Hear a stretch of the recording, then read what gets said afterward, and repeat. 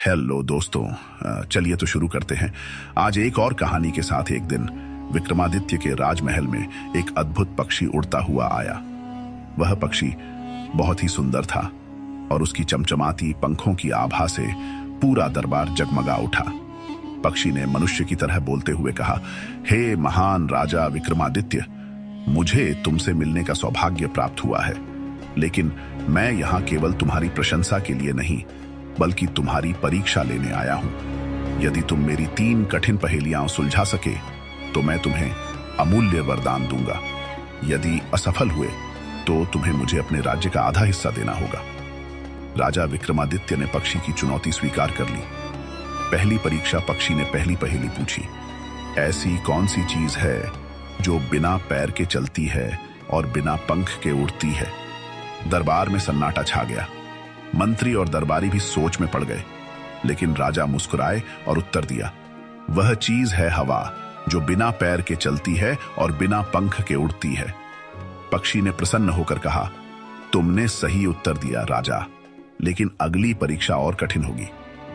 दूसरी परीक्षा पक्षी ने दूसरी पहेली पूछी, ऐसा कौन सा खजाना है जिसे खोने पर लोग दुखी होते हैं लेकिन जिसे बांटने पर लोग प्रसन्न होते हैं। इस बार भी दरबारियों के चेहरे पर असमंजस था।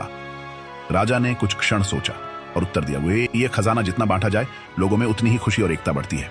पक्षी ने राजा की बुद्धिमत्ता की सराहना की और कहा, तुमने फिर से सही उत्तर दिया। अब अंतिम परीक्षा तुम्हारे धैर्य और विवेक की होगी।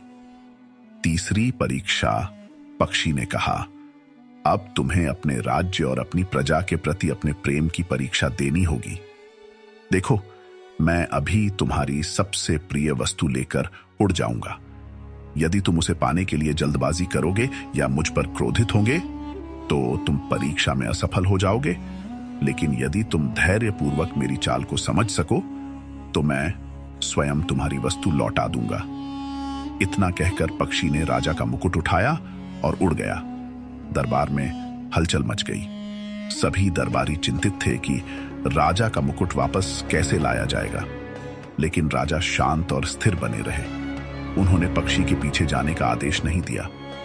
राजा ने कहा, यदि वह मायावी पक्षी सचमुच मेरी परीक्षा लेने आया है तो मैं क्रोधित होकर या जल्दबाजी में अपना धैर्य नहीं खोऊंगा, क्योंकि राजा का असली मुकुट उसकी प्रजा का विश्वास और प्रेम है, न कि सिर पर सजा हुआ ताज।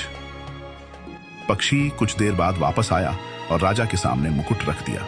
उसने कहा, हे महान राजा, तुमने अपनी बुद्धिमत्ता, धैर्य और विवेक से यह परीक्षा उत्तीर्ण की है।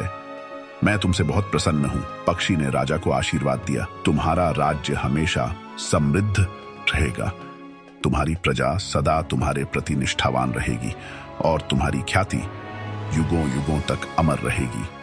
इतना कहकर वह पक्षी आकाश में उड़ गया और अंतर्धान हो गया। यदि आपको कहानी पसंद आई हो तो चैनल को सब्सक्राइब करें दोस्तों। Thanks for watching.